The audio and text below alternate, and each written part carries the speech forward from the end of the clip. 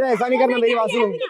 तो क्या हुआ है मेरे को बताओ तो सही, हुआ क्या है, क्या हुआ है बताओ। ऐसे रात में अकेले नहीं बेटा, ऐसे रात में अकेले जाओगे गलत पड़ेगा बेटा। नहीं क्या क्या हुआ है कुछ बताओ तो सही बेटा। भगो मत भगो मत भगो मत बेटा, भगो मत, रात के अंधेरे में भगो मत बेटा। नहीं लगा, डरो मत, डरो मत, मैं तुम्हारा भाई हूँ। हाँ चलो अभी कैसे आए आप लोग? सब बच्चे और के बच्चे आपकी अच्छी बात है। कोई सब ये लोग अच्छे लोग मिल गए, सब आसपास आपको मिल गए, पुलिस वाले भी हम बोलते सब आप सबको लेके हम सब आ गए पुलिस के आपस में। और ऐसे इसी रात को निकलना अच्छी बात है। क्या थाने में फोन लगा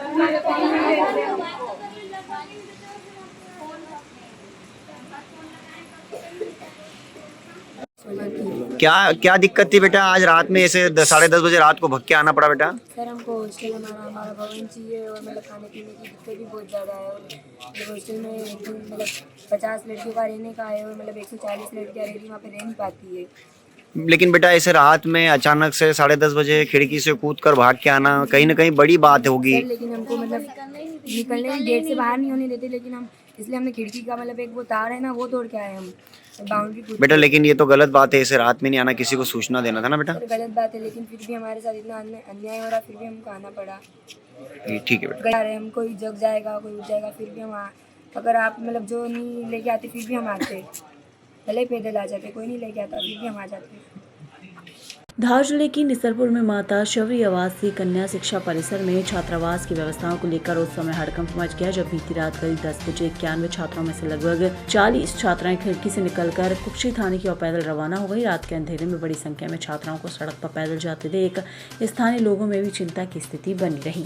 बताया गया कि छात्राएं निसरपुर से खंडवा बड़ौदा मार्ग की ओर निकल पड़ी। सूचना मिलने के बाद निसरपुर के स्थानीय लोग भी छात्रों के पास पहुंचे और उनकी सुरक्षा को देखते उनके साथ रहे। छात्राओं का कहना था कि 50 बेड की क्षमता वाले छात्रावास में 140 छात्राओं के रहने से व्यवस्था प्रभावित हो रही है और छात्रों ने आरोप लगाए हैं कि इन्हें मेन्यू के अनुसार भोजन और नाश्ता नहीं मिल रहा है। भोजन की गुणवत्ता को लेकर शिकायत करने पर उन्हें चुप रहने के लिए कहा जाता है।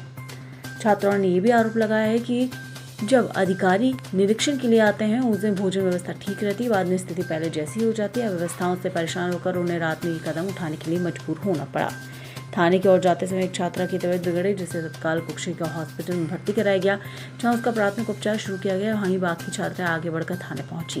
निसरपुर पुलिस ने छात्रों को समझाने का काफी प्रयास किया, लेकिन छात्र अपनी मांगों शिकायतों को लेकर थाने जाने पर अड़ी रही। वहीं स्थिति को देखते हुए पुलिस और स्थानीय लोगों की मदद से वाहनों की व्यवस्था की गई। छात्राओं को सुरक्षित कुक्षी थाने पहुंचाया गया। छात्रों के थाने पहुंचने की जानकारी मिलते ही जैस के रविराज बघेल भी मौके पर पहुंचे। उन्होंने छात्रों से चर्चा कर उन्हें भरोसा दिलाया कि वे उनकी समस्याओं में उनके साथ खड़े हैं। थाने में छात्रों ने छात्रावास की व्यवस्थाओं को लेकर अधिकारियों के सामने अपनी शिकायतें रखी।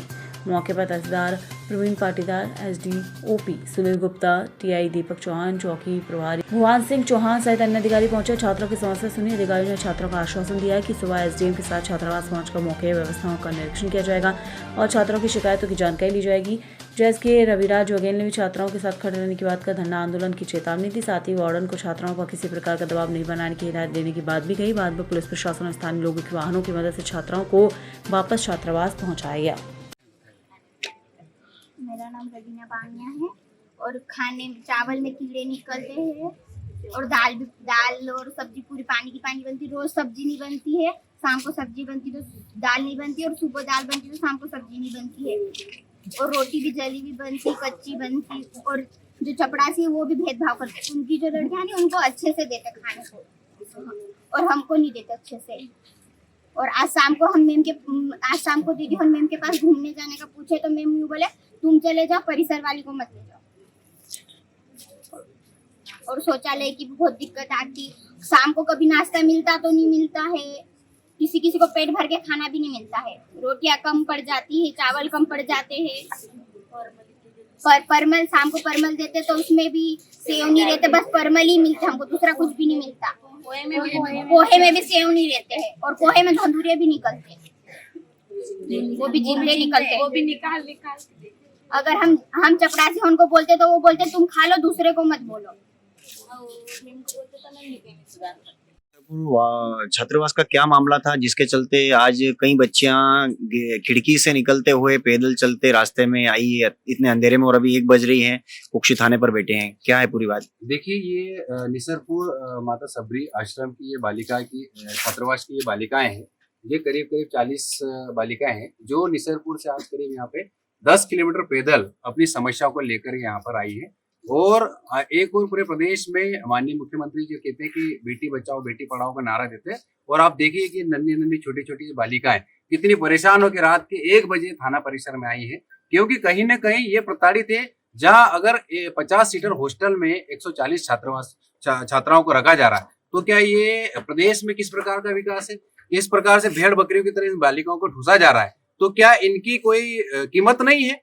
तो हम इनकी तरफ से भी मांग करते हैं और इन बालिकाओं की बातों को गंभीरता से सुना। दूसरी इनकी प्रमुख मांग है कि इनका जो भवन है हॉस्टल का, अभी तक इनका भवन नहीं बना, ये दूसरे हॉस्टल की बालिकाओं के साथ शिफ्ट होकर रह रही है।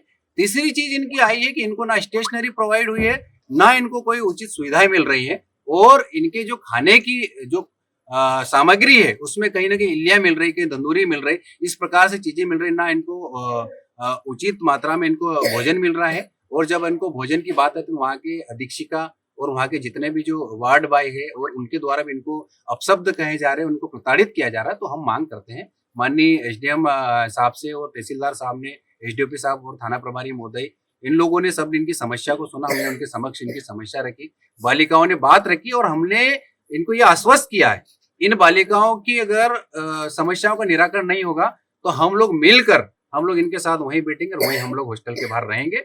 और कल पूरे प्रशासनिक अमला, चाहे SDM साहब हो, कलेक्टर साहब हो, हमारे तहसीलदार साहब हो और SDOP साहब और थाना प्रभारी महोदय ने भी ये बोला कि कल हम छात्रावास जाकर इन बच्चों की मांग को हम लोग गंभीरता से लेकर उचित भवन की और इनको अलग से रहने के लिए जो इनकी जो मांग है उसको लेकर आश्वस्त किया है। अगर नहीं होगा तो हम लोग इनके साथ न्याय के लिए आंदोलन पर बैठेंगे। फिलहाल क्या तत्कालिक व्यवस्था है? अभी इनकी तत्कालिक व्यवस्था के लिए आज जाने के लिए बोला है, और इनको आज जो हॉस्टल वार्डन को इनकी जो मांग है कि इनको ये हॉस्टल वार्डन नहीं चाहिए, तो ये हम लोगों के तहसीलदार साहब के माध्यम से हम लोगों ने बात रखी। उन्होंने बोला कि इनको दूसरे हॉस्टल वार्डन के साथ शिफ्ट करेंगे और इन बालिकाओं को हम लोग सुरक्षित घर भेजें, हॉस्टल भेजें। और इनसे भी हम लोगों ने अनुरोध किया कि आपको कोई भी समस्या है, आप इस प्रकार से आधी रात को चलकर अपनी जान जोखिम डालकर इस प्रकार से पैदल ना आए। आपको कुछ भी समस्या है तो आप लोग हमको सूचना करें, प्रशासनिक अधिकारी को सूचना करें। इन लोगों ने इस बात करेंगे और हम लोगों को ये निश्चित, अगर इनकी मांगों को गंभीरता से नहीं ले तो हम लोग बैठेंगे और आंदोलन करेंगे। धामनोद समाचार के सभी वीडियोस पाने के लिए हमारे चैनल को भी सब्सक्राइब करें, साथ ही पास में बने हुए बेल आइकन पर प्रेस करो और नोटिफिकेशन पर क्लिक करें ताकि सभी वीडियोस के नोटिफिकेशन आप तक तुरंत पहुंच पाए। आप हमें फेसबुक पर भी फॉलो कर सकते हैं।